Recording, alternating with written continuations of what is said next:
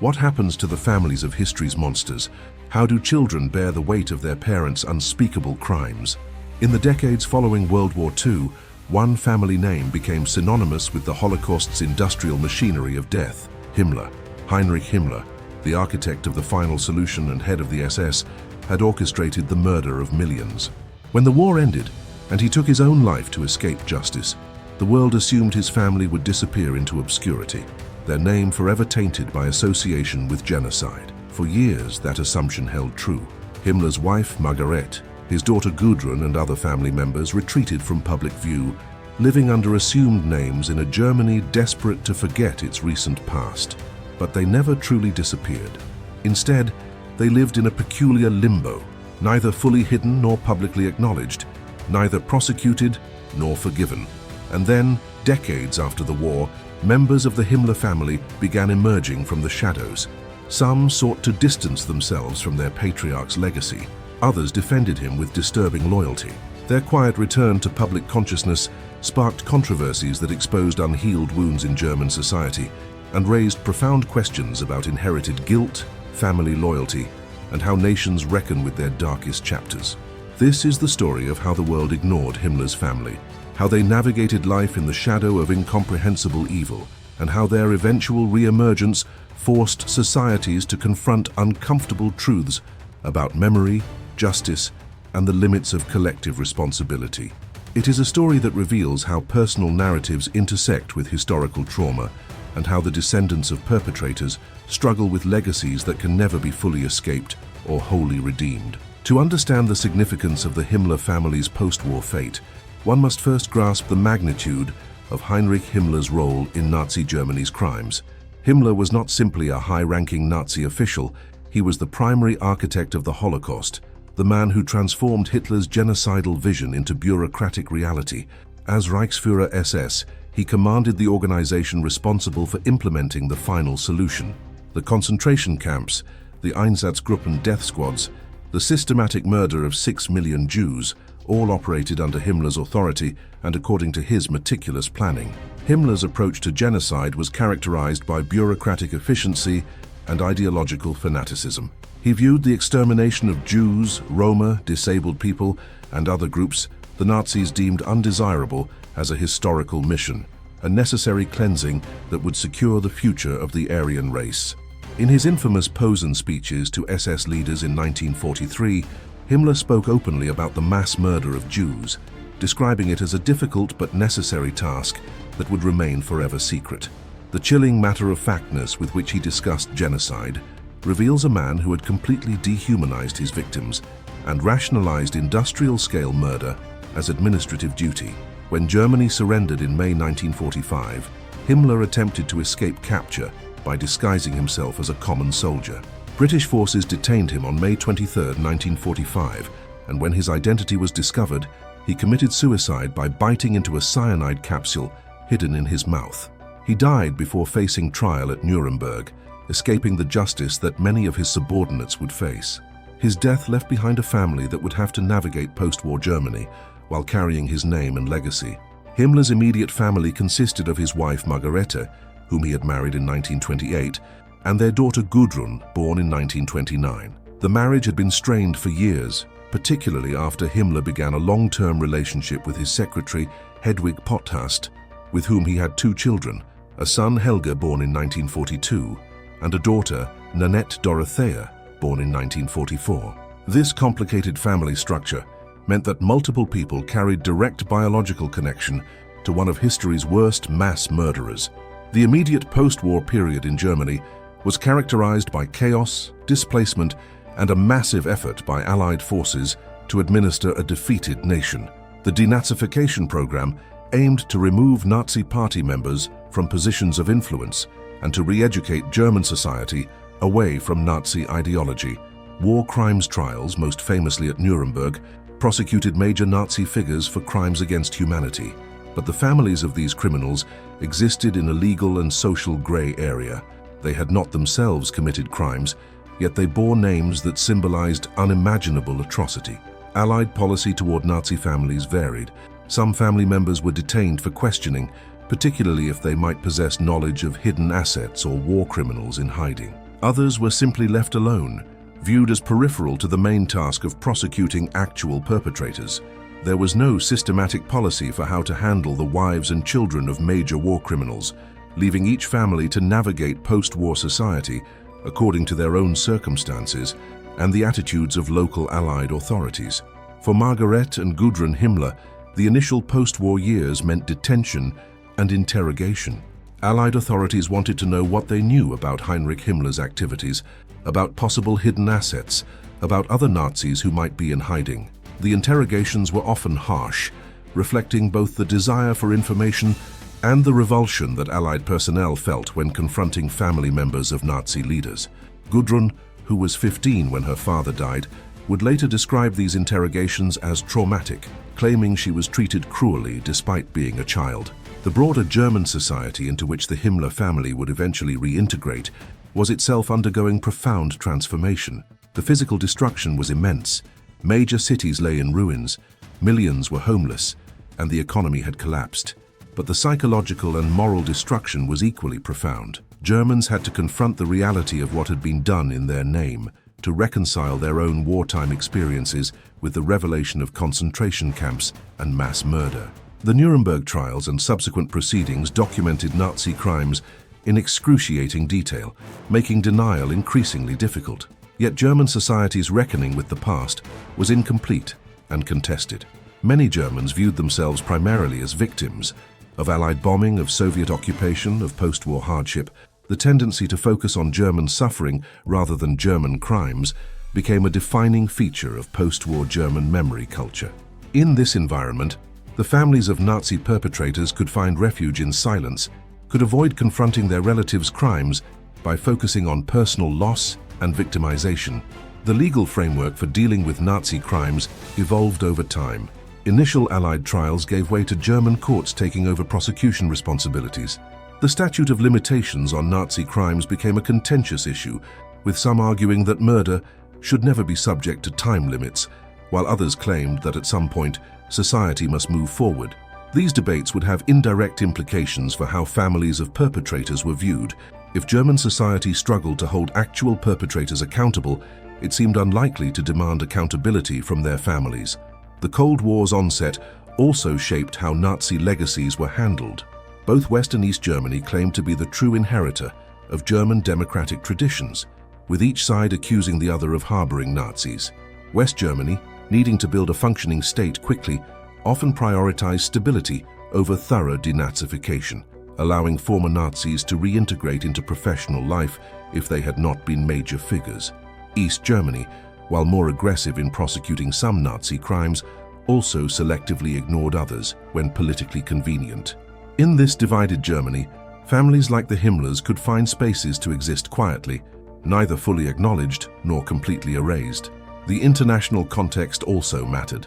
As Holocaust awareness grew globally, particularly after the Eichmann trial in 1961, pressure increased on Germany to more thoroughly confront its past. The 1968 student movement in Germany explicitly challenged the parent generation's silence about Nazi crimes. These generational conflicts would eventually create an environment where being related to major Nazi figures became more socially problematic, where simple silence was no longer sufficient to avoid scrutiny. The physical landscape of post-war Germany also shaped how perpetrator families navigated their situations. Destroyed cities created anonymity. In communities where everyone had lost something, where population displacement was massive, it became easier to reinvent oneself or simply blend into the chaos. The division of Germany into occupation zones meant that crossing from one zone to another could provide fresh starts, new identities, and distance from previous associations. The economic dimension of the post-war period influenced family choices as well. Survival required income, and widows of Nazi officials often faced financial hardship. Some received pensions based on their husband's service, creating the morally troubling situation where the German state effectively compensated families of war criminals. Others worked in ordinary jobs, their infamous surnames sometimes changed to avoid recognition. The practical necessities of daily life, finding housing, feeding children, rebuilding careers, often took precedence over moral reckoning with family legacies.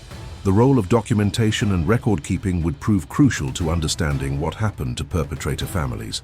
Nazi Germany had been a bureaucratic state that documented extensively, creating paper trails that would later allow historians and prosecutors to track individuals' activities. But the war's end brought chaos that destroyed many records. Buildings burned, archives were lost, and some individuals deliberately destroyed evidence of their activities. For families of perpetrators, this documentary confusion provided both risk and opportunity. Risk that hidden documents might surface to reveal complicity, opportunity that missing records might allow denial or reinvention. The cultural dimensions of German identity after the war created additional complications for families of perpetrators.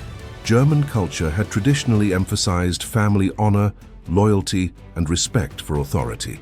These cultural values, which the Nazis had exploited and perverted, now created moral dilemmas for families confronting their relatives' crimes. Could one maintain family loyalty while acknowledging monstrous deeds?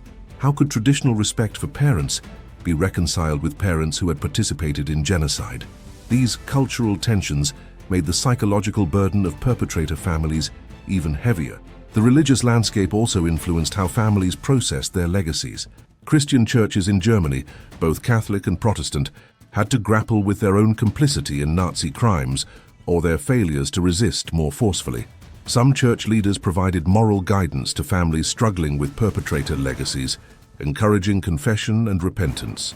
Others were more concerned with protecting their institutions' reputations and minimizing discussion of wartime failures.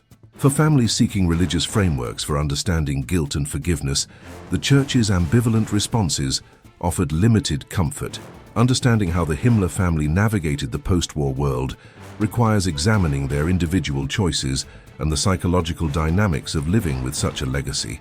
The family members responded differently to their situation, their choices revealing the complex ways that personal loyalty, denial, and moral reckoning intersect when confronting inherited guilt.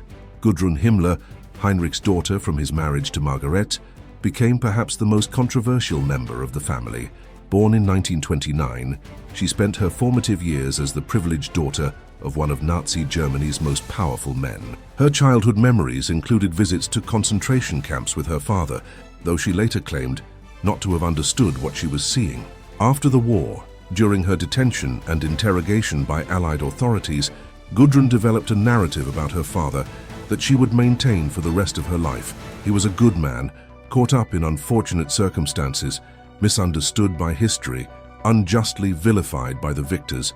This narrative of denial and defense would shape Gudrun's entire post-war life. Unlike some children of Nazi perpetrators who eventually confronted their parents' crimes, Gudrun never wavered in her loyalty to her father's memory.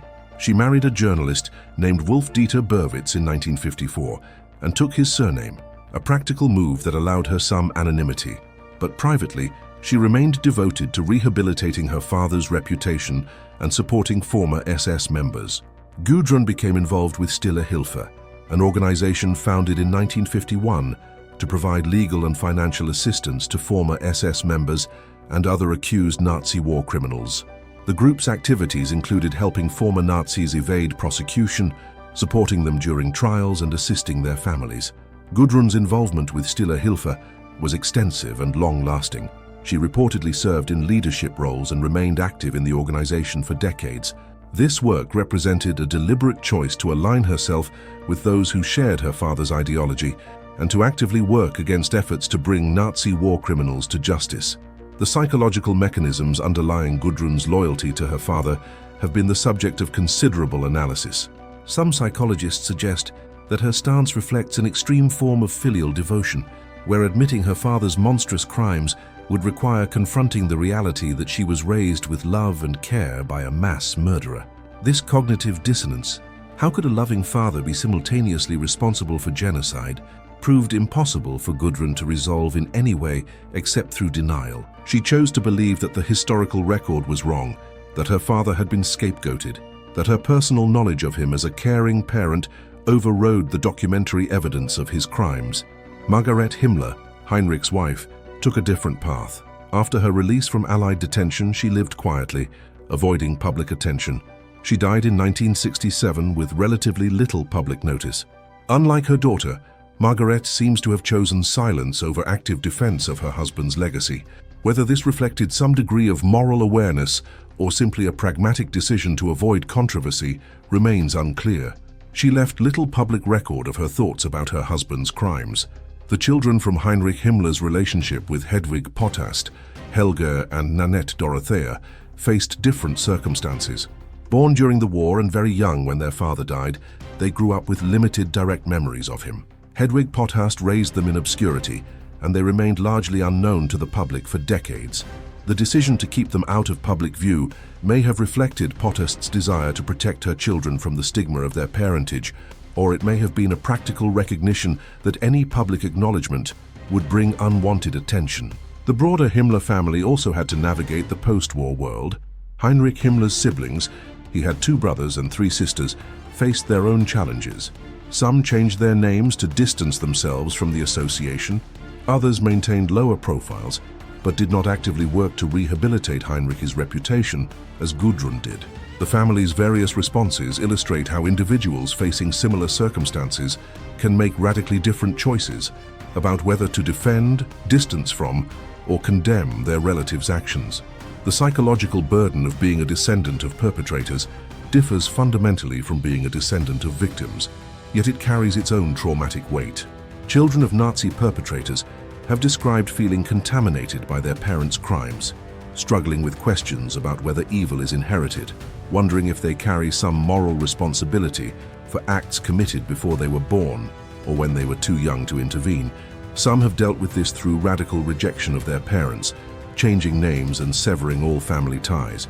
Others, like Gudrun, have dealt with it through denial and defense. Still others have attempted a middle path, acknowledging the crimes while maintaining that they bear no personal guilt.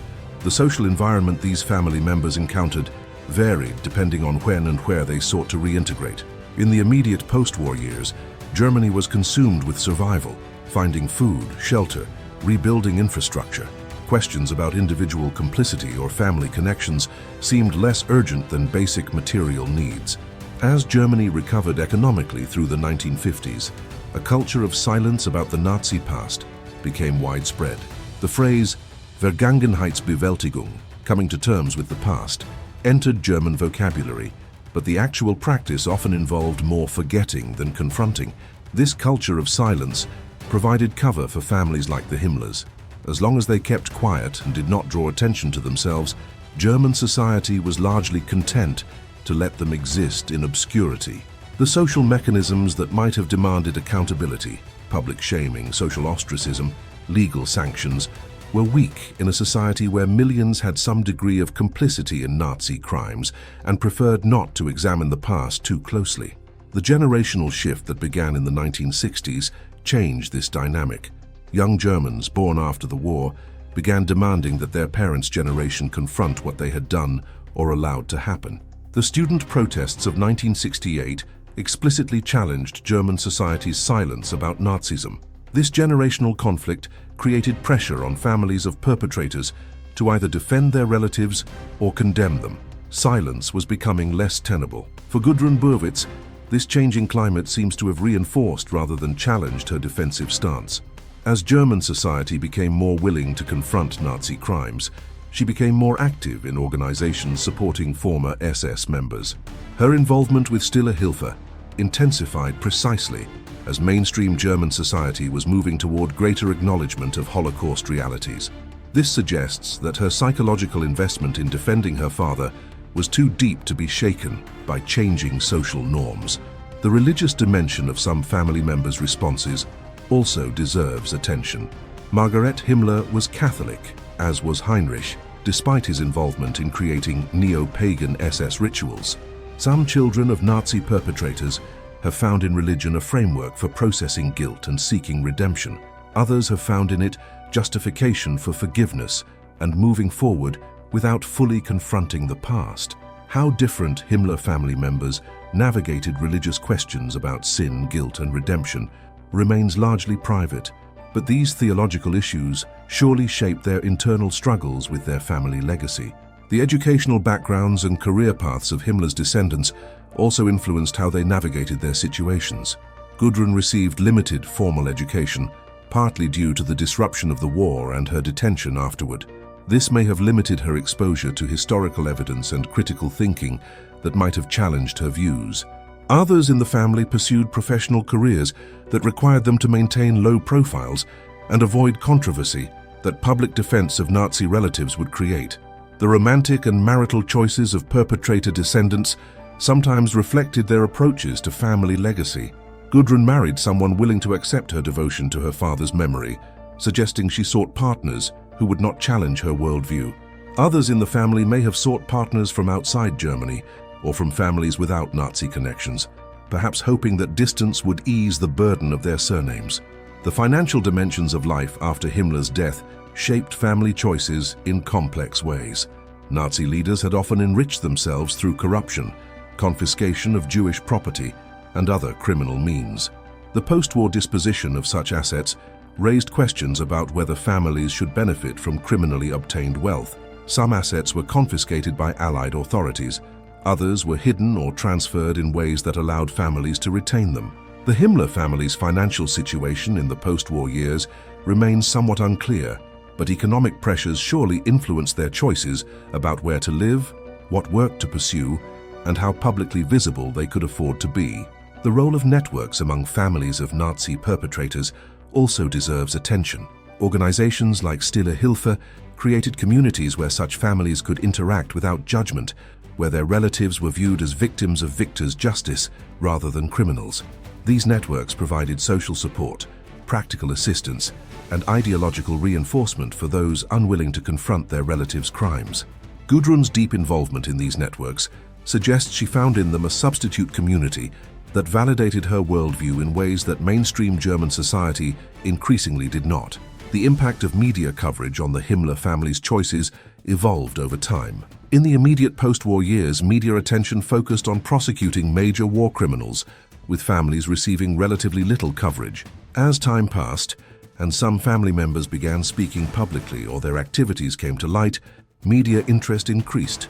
Journalists faced ethical dilemmas about how to cover perpetrator families, balancing public interest against privacy concerns, avoiding sensationalism, while maintaining historical accountability. Some family members, particularly Gudrun, became media subjects despite their desire for privacy, as journalists documented their continued support for Nazi criminals.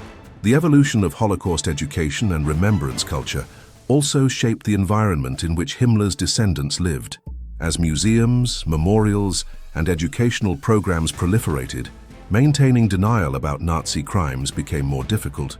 The sheer volume of testimony, documentation, and physical evidence made claims that the Holocaust was exaggerated or that leaders like Himmler were innocent seem increasingly absurd. Yet for true believers like Gudrun, no amount of evidence could shake their convictions, demonstrating the power of psychological defense mechanisms to resist even overwhelming factual correction.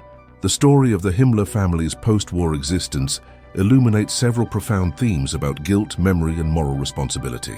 At its center lies a fundamental question: what responsibility do descendants bear for their ancestors' crimes? This question has no simple answer, and the Himmler case exposes the tensions between different approaches to inherited moral legacies. One perspective holds that children bear no guilt for their parents' crimes. This view emphasizes individual moral responsibility. People should be judged for their own actions, not for the actions of relatives over whom they had no control. From this perspective, Gudrun Himmler bore no responsibility for the Holocaust because she neither ordered nor participated in it. Her father's crimes, however monstrous, were his alone. This approach aligns with liberal legal principles that reject collective punishment and inherited guilt. Yet this perspective seems inadequate when confronting the actual behavior of Himmler's descendants. Gudrun did not simply live quietly as a private citizen, exercising her right to be judged on her own merits. Instead, she actively worked to support former SS members and to rehabilitate her father's reputation. She chose to align herself with those who committed or supported Nazi crimes. At this point, the question shifts from inherited guilt to chosen association and active collaboration with those who would minimize or deny genocide. The issue of denial adds another layer of complexity. Gudrun's refusal to acknowledge her father's crimes represents more than personal delusion. It contributed to broader efforts to distort historical truth about the Holocaust. When family members of perpetrators deny well-documented atrocities, they provide ammunition for Holocaust deniers and revisionists who seek to minimize Nazi crimes. In this sense, Gudrun's private beliefs became a public problem when they translated into active support for organizations working against historical truth and justice. The theme of silence versus speaking out also runs through this story. Some descendants of Nazi perpetrators have chosen to speak publicly about their family's crimes, using their unique positions to bear witness and warn against the dangers of ideology and dehumanization. Nicholas Frank, son of Hans Frank, who was Nazi governor of occupied Poland, wrote devastating critiques of his father and became a prominent voice for historical accountability. Rainer Höss, grandson of Auschwitz commandant Rudolf Höss, has spoken publicly about his family's crimes and worked to educate about the Holocaust. Gudrun Himmler represented the opposite approach, defending the indefensible and working to support those who shared her father's ideology. This raises questions about whether descendants of perpetrators have special obligations to acknowledge historical truth. Do they owe something to the victims of their relatives' crimes? Should society expect them to actively distance themselves from their ancestors' actions? Or do they have the same rights to privacy and freedom of association as anyone else, regardless of their family history? The role of memory and historical reckoning in German society provides crucial context. Germany's process of confronting the Holocaust has been extensive, but contested. Memorials, museums, educational programs, and legal proceedings have kept Nazi crimes in public consciousness. Yet this reckoning has always faced resistance from those who preferred to forget, who viewed constant examination of Nazi crimes as unfairly burdening contemporary Germans with guilt for events they did not personally commit. The Himmler family's choices positioned them clearly on one side of this divide. By supporting former SS members and refusing to acknowledge Heinrich Himmler's crimes, they aligned with forces of forgetting and denial rather than remembrance and accountability. This positioning made them controversial, not because of inherited guilt, but because of chosen allegiances. The question of privacy also emerges in this story. Should the children and grandchildren of war criminals be left alone to live their lives, or does the magnitude of their relatives' crimes create a public interest in their activities and beliefs? When Gudrun Burwitz's involvement with Stille Hilfe became public knowledge, was this a legitimate matter of historical interest or an invasion of privacy? The tension between individual rights to privacy and society's interest in understanding how Nazi legacies persist has no easy resolution. The psychological dimensions of defending monstrous parents reveal another complex theme. Psychologists who have studied children of Nazi perpetrators describe various defense mechanisms: denial that the crimes occurred, minimization of their severity, contextualization that portrays parents as victims of circumstance, and splitting that separates the loving parent from the public criminal. Gudrun's steadfast defense of her father suggests she employed multiple such mechanisms, creating a psychological fortress that protected her from confronting unbearable truths about the man who raised her. Yet this psychological understanding, while explaining her behavior, does not excuse it. Many children of Nazi perpetrators experienced similar psychological pressures, but reached different conclusions. The varying responses among descendants of Nazi criminals suggest that while psychological burdens are real, individual moral choices remain possible. Some chose truth over loyalty to family members who committed atrocities. Others, like Gudrun, chose loyalty over truth. The theme of complicity also threads through this narrative. Margaret Himmler lived with Heinrich throughout his rise to power, attended SS functions, benefited from his position, and raised their daughter in proximity to the apparatus of genocide. Her level of knowledge about her husband's crimes remains unclear, but some degree of awareness seems nearly impossible to avoid. How should history judge the spouses of perpetrators who claimed ignorance while living lives made possible by mass murder? This question extends beyond the Himmler family to countless Germans who claimed not to know what was happening even as the persecution and murder of Jews occurred in plain sight. The international dimension of Holocaust memory adds another thematic layer. Different countries and communities have approached Nazi legacies differently, shaped by their particular experiences during World War II and their post-war political contexts. Jewish communities worldwide maintain active remembrance of the Holocaust, viewing it as central to Jewish identity and collective memory. German approaches have evolved from post-war silence to more comprehensive confrontation. Other nations have their own complicated relationships with World War II memories, sometimes minimizing their own population's collaboration with Nazi crimes. In this global context, the activities of Himmler's descendants take on broader significance. They represent not just individual choices, but contested memory politics, where different groups struggle over how history should be remembered and what lessons should be drawn from it. When Gudrun Himmler supported former SS members, she was not merely expressing filial loyalty, she was taking a side in ongoing battles over historical truth and moral responsibility. The concept of historical trauma, the ways that massive collective traumas reverberate across generations, provides another framework for understanding these dynamics.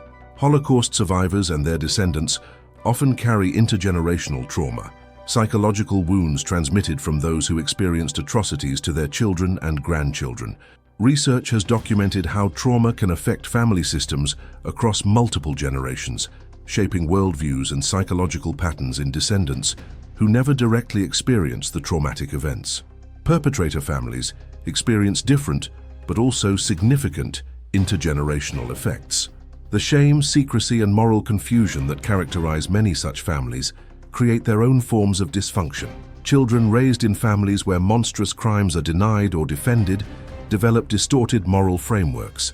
They may internalize the belief that family loyalty trumps historical truth, that personal affection justifies overlooking atrocity, or that victors' justice explains why their relatives were punished rather than those relatives' actual crimes. The educational implications of perpetrator family narratives also warrant examination. When descendants speak honestly about their family's crimes, they provide powerful educational tools. Their testimony demonstrates that perpetrators were not monsters, but humans who made terrible choices, which helps contemporary audiences understand how ordinary people can participate in extraordinary evil. When descendants deny or defend crimes, they undermine education by suggesting that historical evidence is unreliable or that genocide can be rationalized. The legal dimensions of family involvement in Nazi crimes extend beyond individual prosecution to questions about organizational liability. Stiller-Hilfer and similar groups operated in legal gray areas. Helping accused criminals was not itself illegal, but it raised moral questions about using legal protections to shield war criminals from accountability. Gudrun's work with such organizations placed her in this ambiguous space where activities were technically legal, but morally troubling, where freedom of association protected her right to support former Nazis, even as society judged such support harshly. The media's role in shaping public perception of perpetrator families has been significant and sometimes problematic. Sensationalist coverage can reduce complex moral situations to simple narratives of evil descendants, or can create false equivalences between perpetrator and victim families. Responsible journalism must balance public interest in understanding how Nazi legacies persist against the risk of giving platforms to denial and revisionism. When interviewing or writing about perpetrator descendants, journalists face ethical choices about how to present their subjects without either unfairly vilifying them or allowing them to minimize historical crimes. The commodification of Holocaust memory in contemporary culture creates additional complications. Books, films, documentaries, and museum exhibitions about Nazi perpetrators and the Holocaust have become major cultural and economic enterprises. This commercialization can sometimes prioritize entertainment or profit over accurate historical representation. When perpetrator families become subjects of media attention, there is risk that their stories will be sensationalized or distorted to maximize audience interest, rather than to genuinely contribute to historical understanding. The phenomenon of dark tourism, visiting sites associated with death and tragedy, has made places connected to Nazi crimes into tourist destinations. Concentration camps, execution sites, and other Holocaust-related locations attract millions of visitors annually. This tourism creates complicated dynamics for perpetrator families. On one hand, it keeps public attention on Nazi crimes and makes denial more difficult. On the other hand, it can reduce profound moral questions to consumable experiences, potentially trivializing the very atrocities it purports to memorialize.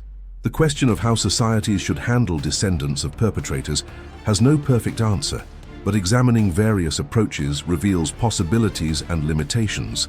Different stakeholders, legal systems, educational institutions, families themselves, have developed various strategies for addressing the complicated legacies of Nazi families.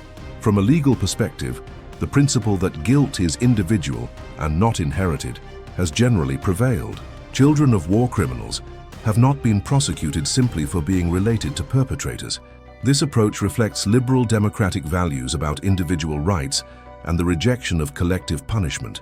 However, when descendants actively support war criminals or work to deny historical truth, they may cross lines from protected family loyalty into criminally punishable Holocaust denial, depending on jurisdiction. Germany's laws prohibiting Holocaust denial could theoretically be applied to anyone, including descendants of perpetrators who publicly denies Nazi crimes.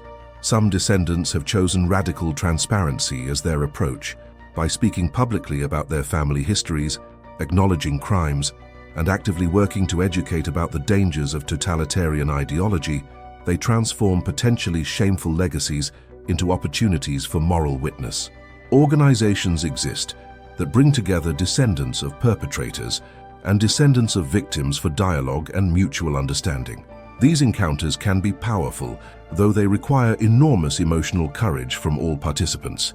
Educational approaches offer another avenue. When descendants of perpetrators participate in Holocaust education, sharing their unique perspective on how ordinary people became involved in extraordinary evil, they provide valuable insights that complement survivor testimony. Their willingness to speak honestly about family involvement in genocide helps demonstrate that Nazi crimes were committed by humans, not monsters, a crucial lesson for preventing future atrocities.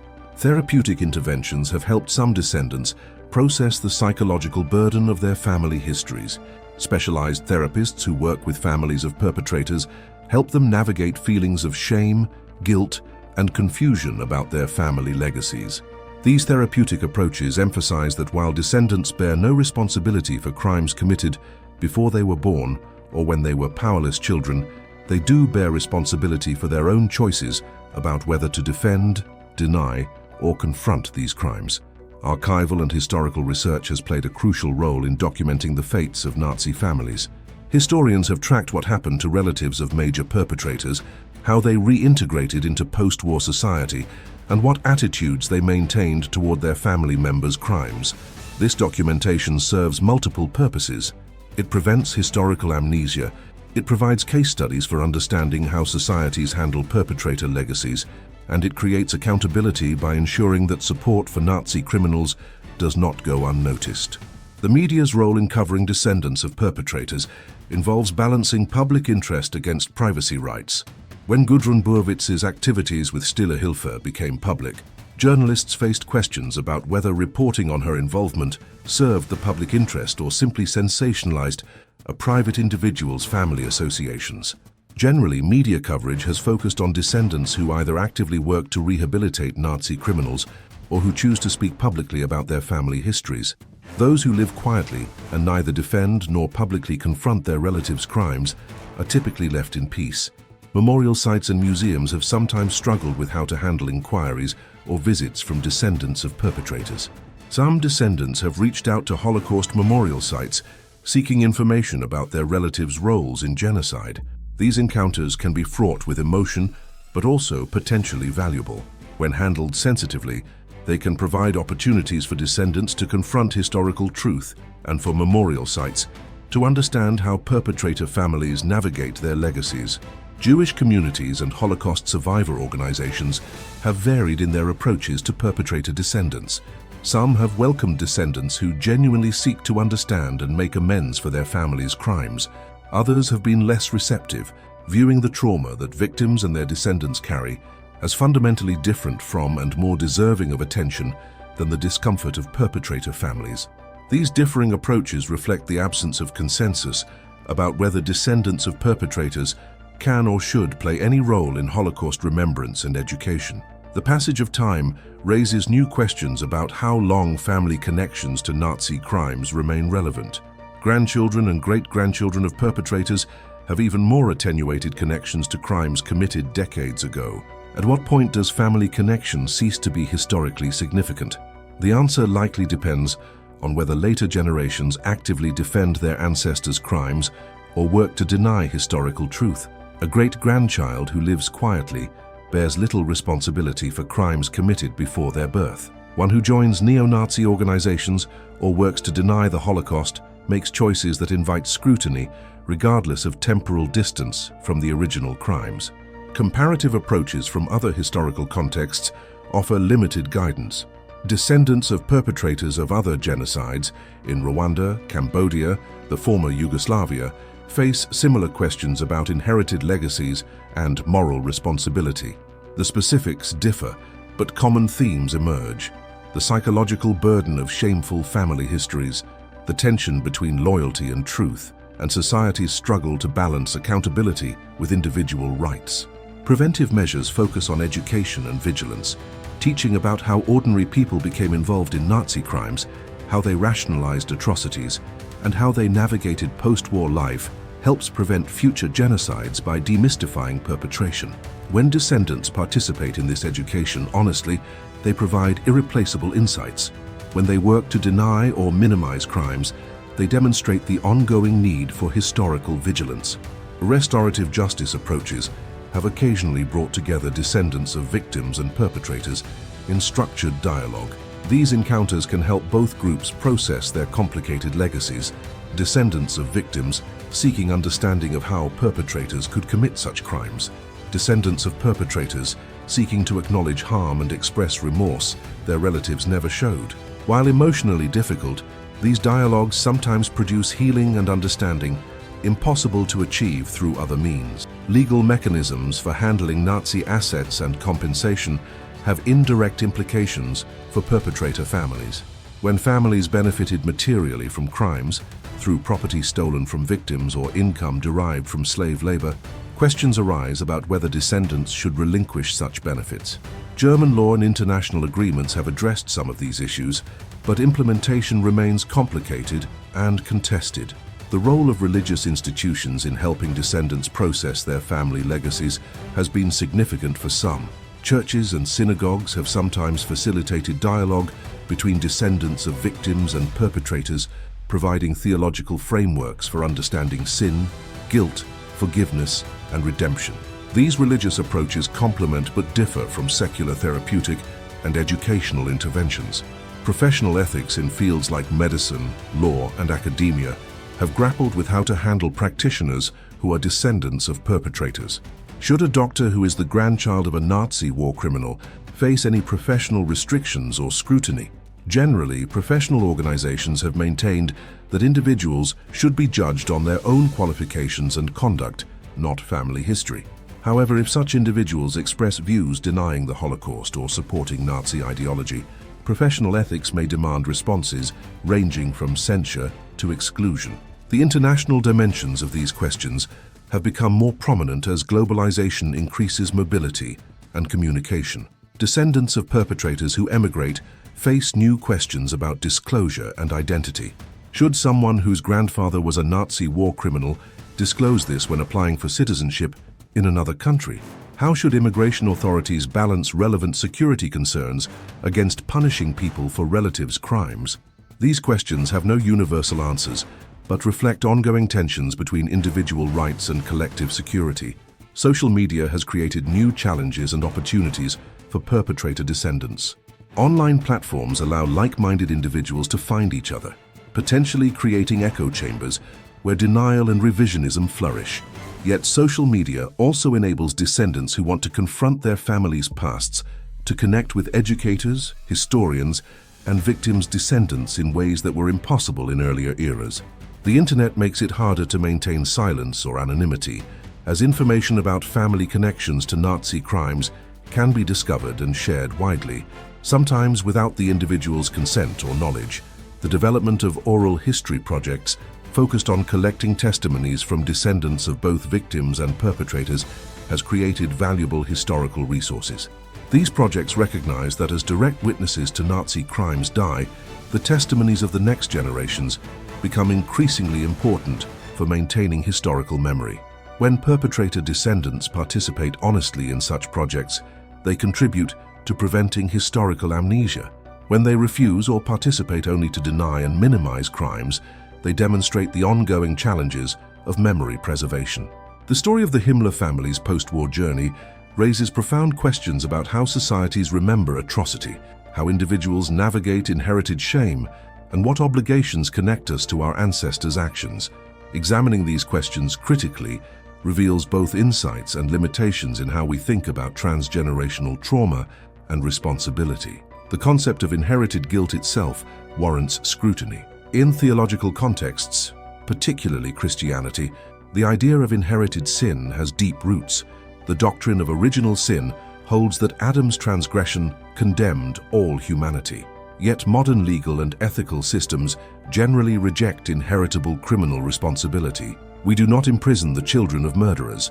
This rejection of inherited legal guilt reflects hard-won principles about individual autonomy and the dangers of collective punishment. However, the distinction between legal guilt and moral responsibility proves more complex.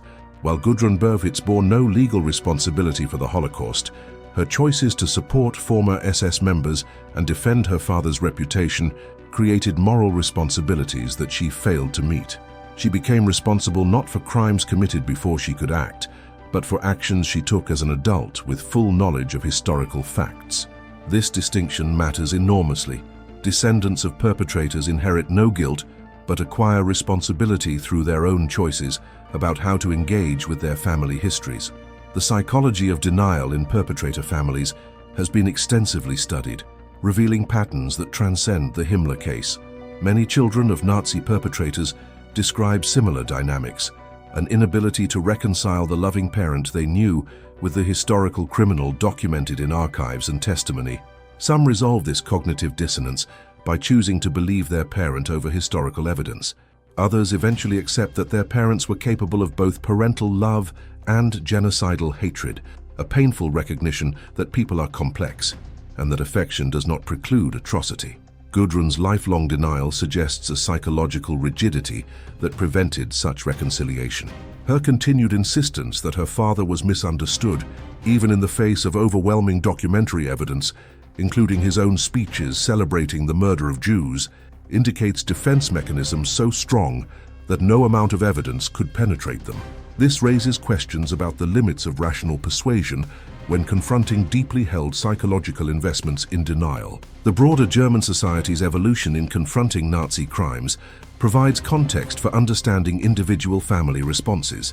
In the immediate post-war years, many Germans focused on their own suffering, destroyed cities, divided occupation zones, economic hardship. This focus on German victimhood left little space for confronting German perpetration. The Adenauer era of the 1950s emphasized economic reconstruction and integration into Western alliances, not historical reckoning. This societal denial provided cover for individual families to avoid uncomfortable truths. The shift that began in the 1960s, accelerated by the Eichmann trial and generational change, made silence increasingly untenable. Young Germans demanded that their parents explain what they had done or failed to do during the Nazi era. This generational confrontation created pressure on perpetrator families to either defend their relatives or condemn them. Gudrun's choice to intensify her support for former SS members, precisely as German society moved toward greater accountability, suggests reactive defiance. As societal norms shifted against her father's legacy, she doubled down on defending it. The question of privacy versus public interest in perpetrator families remains contested. Liberal democratic principles generally grant individuals privacy rights that protect them from unwarranted intrusion into personal affairs. Yet when individuals actively work to support war criminals or deny genocide, their activities arguably become matters of legitimate public concern. The balance between respecting privacy and maintaining historical accountability has no perfect formula but requires case-by-case judgment about when private activities cross into public significance. The role of gender in these narratives deserves examination. Many of the most active defenders of Nazi perpetrators have been women, wives who stood by their husbands, daughters who idealized their fathers. Some scholars suggest that traditional gender roles made it easier for women to claim ignorance about their relatives' crimes, that the domestic sphere provided psychological and social cover for denial. Others note that women married to or descended from Nazis faced particular social challenges. Their identities were often defined through relationships to men, making it psychologically difficult to condemn those men without condemning themselves. Comparing the Himmler family's choices to those of other perpetrator families reveals diverse responses to similar circumstances. Some descendants have become prominent voices for historical accountability. Others have lived quietly without either defending or condemning their relatives. Still others have defended family members, but with more nuance than Gudrun's blanket denial. These varied responses suggest that while psychological pressures are real, individual agency remains possible. People make choices about how to engage with inherited legacies. The international dimension of these questions adds complexity. Different national cultures approach family honor, filial piety, and individual versus collective responsibility differently. The emphasis on individual rights in liberal democracies contrasts with more communal approaches in other societies. How these cultural differences shape responses to perpetrator legacies remains underexplored, but potentially significant for understanding global patterns in how societies reckon with mass atrocity. The temporal question, how long family connections to crimes remain relevant, lacks clear answers. As generations pass, direct connections to perpetrators become increasingly attenuated. Great-grandchildren of Nazi criminals have no personal memories of their ancestors and little meaningful connection to crimes committed decades before their birth. Yet if these later generations choose to defend their ancestors or deny historical truth, their choices make them relevant to ongoing struggles over historical memory, regardless of temporal distance. The asymmetry between victim and perpetrator legacies also warrants attention. Descendants of Holocaust victims carry trauma that manifests in complex psychological and social ways. Intergenerational transmission of trauma has been well documented. Descendants of perpetrators carry different burdens, shame, confusion, and sometimes the challenge of confronting beloved family members' complicity in atrocity. These are not equivalent experiences, and attempts to create false equivalence risk minimizing the distinction between those who suffered and those who inflicted suffering. The question of forgiveness and reconciliation in these contexts proves especially fraught.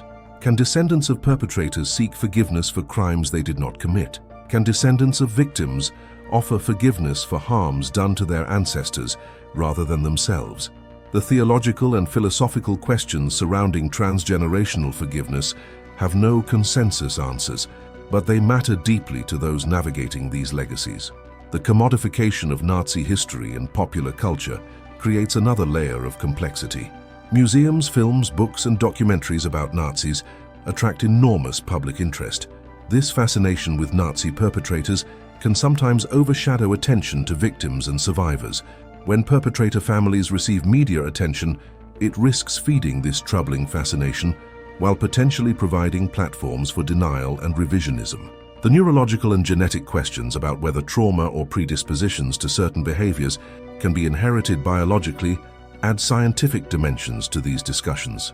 Research on epigenetics suggests that traumatic experiences can affect gene expression in ways that may be transmitted to offspring. However, applying such findings to questions about inherited moral responsibility remains highly controversial and fraught with potential for misuse.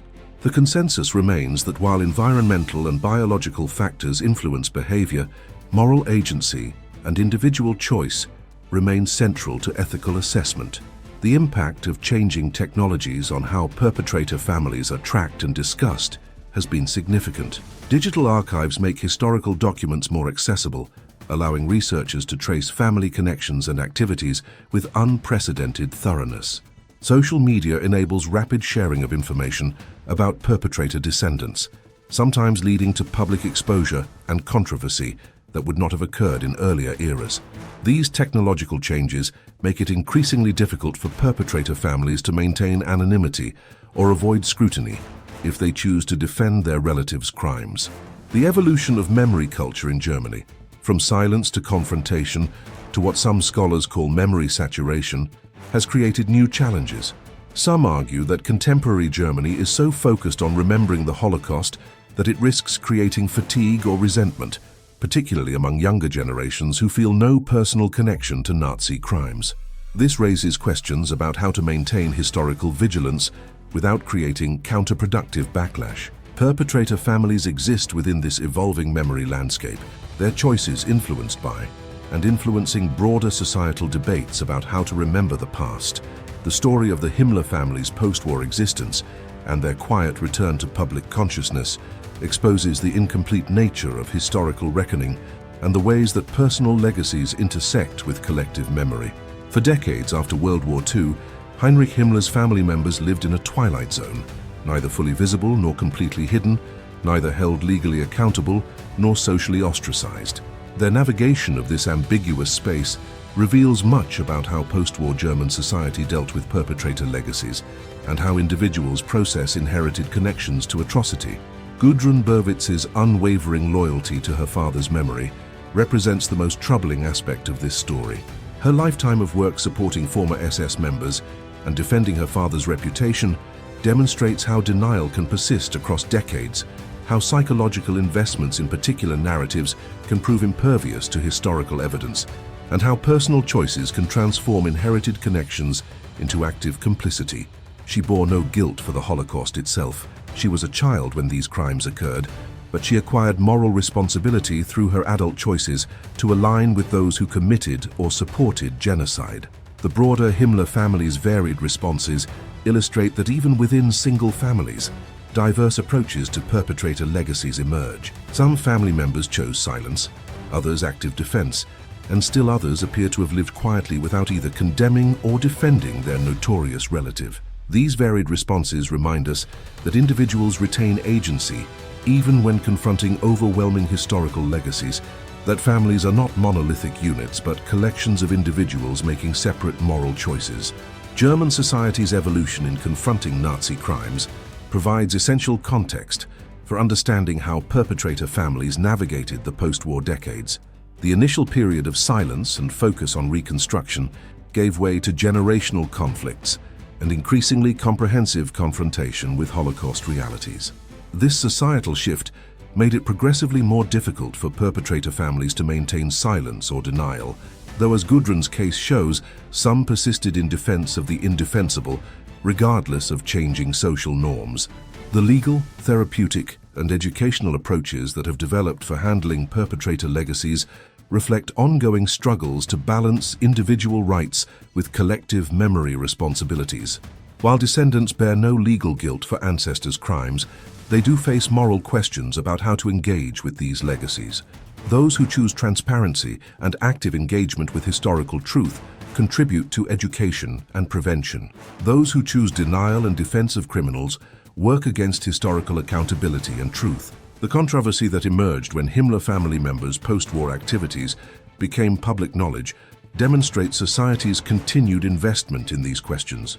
The revelation that Gudrun Berwitz had spent decades supporting former SS members provoked widespread criticism and discussion about whether such activities should be tolerated in democratic societies. This controversy reflects unresolved tensions between free association rights and society's interest in preventing the rehabilitation of Nazi criminals. The passage of time makes these questions increasingly complex. As direct witnesses to Nazi crimes die, as memories fade, and as new generations emerge with no personal connection to World War II, maintaining historical awareness requires sustained effort. The choices that perpetrator descendants make, whether to help preserve historical truth or to work against it, become increasingly significant as living memory of the Holocaust recedes. The Himmler family story also reveals the limitations of historical justice. Heinrich Himmler escaped trial by committing suicide. Many of his subordinates received relatively light sentences or were never prosecuted. This incomplete legal reckoning meant that historical and social accountability became even more important. When Himmler's daughter worked to support those who escaped justice, she highlighted the gaps in post-war accountability and the ongoing need for historical vigilance. The psychological dynamics visible in Gudrun's case, the cognitive dissonance between loving father and mass murderer, the defense mechanisms that protected her from unbearable truths, the reactive defiance that intensified as society challenged her worldview. These patterns appear across many perpetrator families. Understanding these psychological processes helps explain behavior without excusing it, providing insight into how ordinary people navigate extraordinary moral challenges while maintaining that individual choices remain possible even under psychological pressure. The comparison between descendants of victims and descendants of perpetrators illuminates crucial distinctions. Both groups inherit complicated legacies, but the nature of these inheritances differs fundamentally. Descendants of victims inherit trauma and loss, often experiencing intergenerational effects of their ancestors' suffering. Descendants of perpetrators inherit shame and moral complexity, facing questions about how to relate to family members who committed atrocities. These are not equivalent inheritances, and maintaining clear distinctions between suffering and inflicting suffering remains essential. The international and interfaith dimensions of these questions suggest that while the specifics of Nazi perpetrator families are unique, the broader questions about inherited legacies and historical responsibility transcend particular contexts. Other societies confronting legacies of genocide, slavery, colonialism, or other mass atrocities face similar challenges about how to handle perpetrator descendants, how to balance individual rights with collective memory, and how to maintain historical accountability across generations. The role of public disclosure in creating accountability deserves emphasis. As long as Gudrun Burwitz's activities remained private, they drew little attention. When journalists and historians documented her work with Stille Hilfe and her continued defense of her father, public controversy ensued. This demonstrates the importance of historical research and investigative journalism in preventing collective amnesia and ensuring that support for war criminals does not proceed in comfortable obscurity. The future of these questions remains uncertain. As biological connections to Nazi perpetrators become increasingly distant, as the Holocaust recedes further into history, how will societies maintain appropriate memory and accountability? The answer likely depends on sustained educational efforts, continued historical research, and vigilance against denial and revisionism, regardless of who promotes these distortions. Gudrun Burwitz died in 2018 at age 88, having never publicly acknowledged her father's crimes or expressed remorse for his role in genocide. Her death marked the end of direct filial connection to one of history's worst mass murderers, but the questions her life raised persist. What do descendants owe to history and to victims of their relatives' crimes? When does family loyalty become complicity? How should democratic societies balance individual rights against collective memory responsibilities? These questions have no simple answers, but the Himmler family's story provides a case study in how they can be navigated, for better or worse. Some family members chose silence, which, while morally unsatisfying, at least avoided active defense of crimes. Others, tragically, chose to spend their lives defending the indefensible and supporting those who shared their relatives' murderous ideology. These choices remind us that while we cannot control what our ancestors did, we retain full responsibility for our own moral choices about how to engage with inherited legacies. The quiet return that sparked global controversy was not simply a matter of family members emerging from obscurity. It was the revelation that some had never truly accepted their relatives' guilt, had spent decades working to support war criminals, and had chosen loyalty to murderous ideology over acknowledgement of historical truth. This revelation forced uncomfortable recognition that the work of historical accountability is never complete, that denial can persist across generations, and that vigilance against the rehabilitation of genocidal ideology remains perpetually necessary. The story ultimately reflects the ongoing challenge of how human societies process mass atrocity. The ideal response would involve perpetrators fully acknowledging their crimes, families confronting these truths, however painful, and societies maintaining accurate historical memory while allowing for individual redemption when genuine contrition exists. The reality, as the Himmler family demonstrates, is far messier, a mixture of denial and acknowledgement, defense and distance, silence and controversy that persists across generations and resists easy resolution. What remains clear is that ignoring perpetrator families, as the world initially did with the Himmlers, does not make them or their complicated legacies disappear. They continue to exist, to make choices, and to influence how societies remember and reckon with the past. Their quiet return, whether marked by genuine contrition, defensive denial, or simple emergence into public view, inevitably sparks controversy because it forces confrontation with questions that comfortable forgetting would prefer to avoid. In this sense, the Himmler family story serves not as an aberration, but as a reminder that historical reckoning requires sustained effort, that the children of monsters must be allowed their own humanity while remaining accountable for their own choices, and that the work of memory and justice is never fully complete. The lessons extend beyond the specific case of the Himmler family to broader questions about how societies handle the aftermath of mass atrocity, how they balance justice with reconciliation, and how they maintain historical memory across generations. The world's initial decision to ignore Himmler's family after the war reflected a combination of practical priorities. Prosecuting actual perpetrators seemed more urgent than tracking their relatives, and wishful thinking that problematic legacies would simply fade if left alone. The family's eventual return to public consciousness and the controversies this sparked demonstrated that inherited legacies do not simply disappear, but persist in complex ways that require ongoing attention and moral engagement. The Himmler case stands as a stark reminder that the shadows of history's darkest chapters extend far beyond those who directly committed atrocities. They touch families, communities, and entire societies in ways that can never be fully resolved, only continually negotiated. The choices that descendants make, whether to confront truth or embrace denial, whether to work toward reconciliation or perpetuate division, shape not just individual lives but collective understanding of history and its ongoing relevance. In this sense, the quiet return of Himmler's family to public view was never simply about one family's choices, but about fundamental questions that every society confronting traumatic history must face: how to remember without fostering hatred, how to seek justice without abandoning compassion, and how to move forward while honoring those who suffered.